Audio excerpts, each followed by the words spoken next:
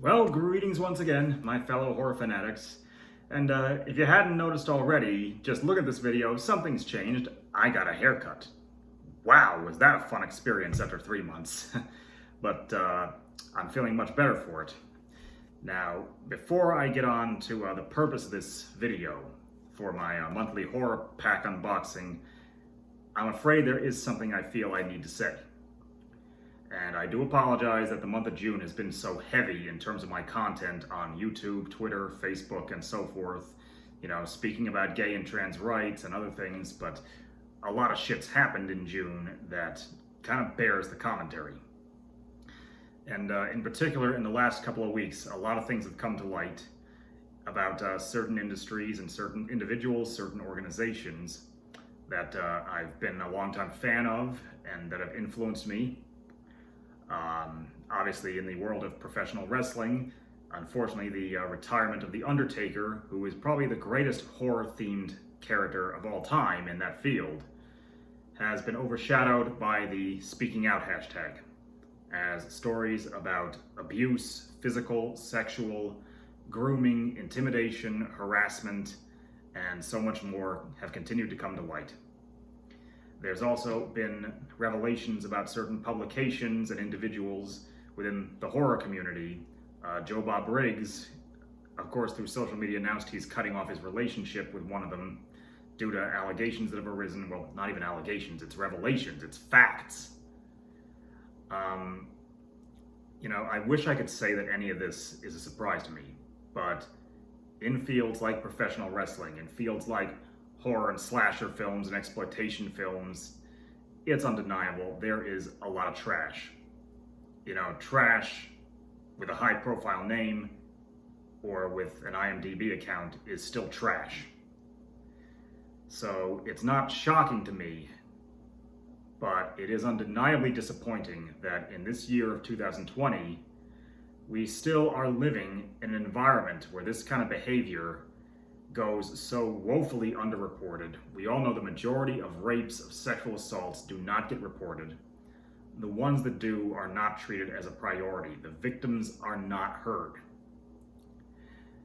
And that this kind of behavior can even be excused, condoned, covered up, or even, forbid, outright encouraged.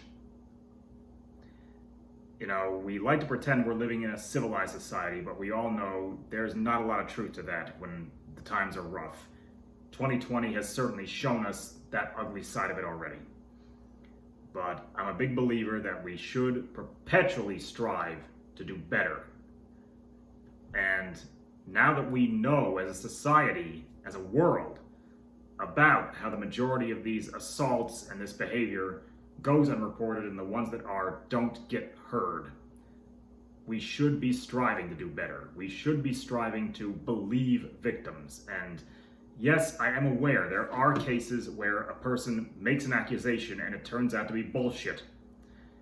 But I remain on the side of Me Too, speaking out, believe all victims.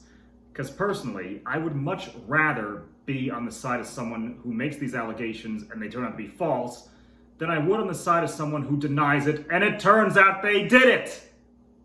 And I would think that that's a pretty reasonable position to take. So I really can't help but try to encourage, please, if you have been subjected to this, don't be afraid. That's so easy for me to say, but don't be afraid. Speak out, seek justice.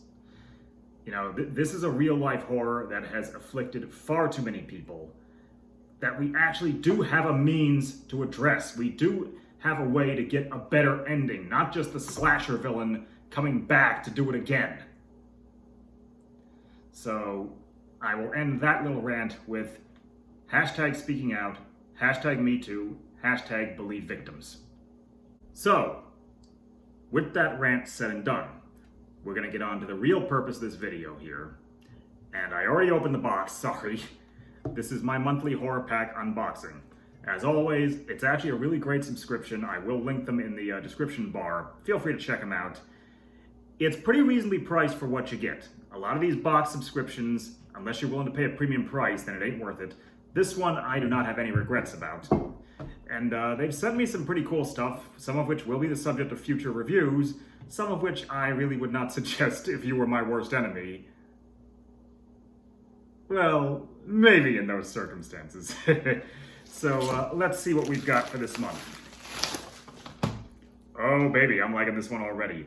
Eye of the Beast. Nothing beats a good giant octopus flick. In a small fishing village, panic and fear are spreading as the legend of a giant underwater beast grows. Sorry, side rant here, but something else I am going to review in the future, the Peter Benchley miniseries The Beast from the 90s.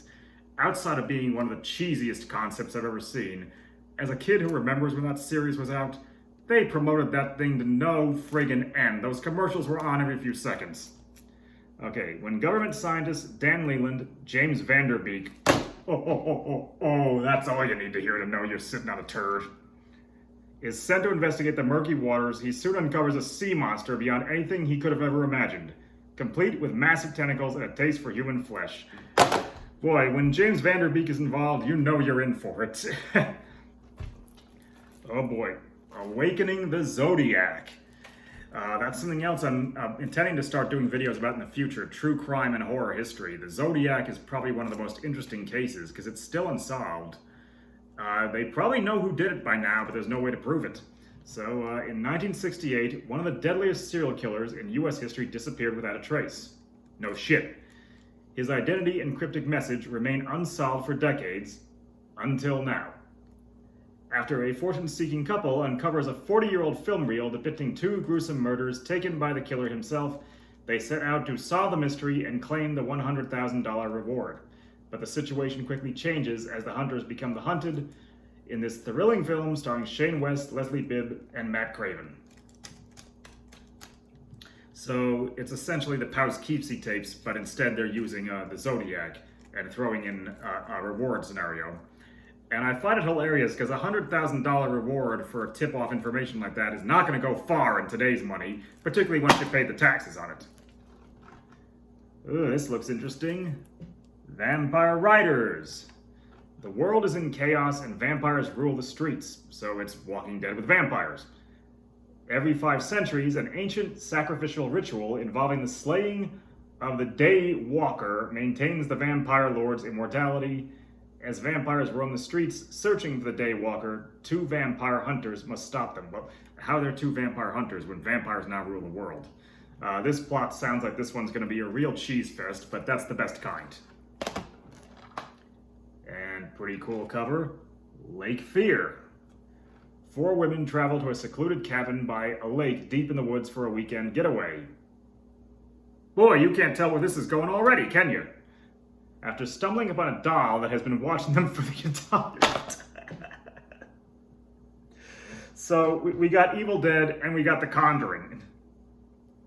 After stumbling upon a doll that has been watching them for the entire time, they also end up finding a tape recorder that dictates different evils the cabin possesses. Oh, I can't take it. I can't take it. As a result, they become trapped in a series of labyrinth encounters, all the while attempting to battle their way out to survive. Oh, I totally can't see how that one's going to end already. You know, I've got nothing against having to repeat the cliches, because at this stage, how do you not? It's all been done a million times over.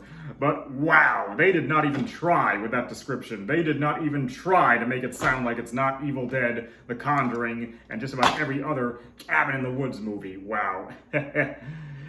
So, that was my horror pack unboxing. I hope you guys will check them out, and check these movies out, even if you don't get the subscription.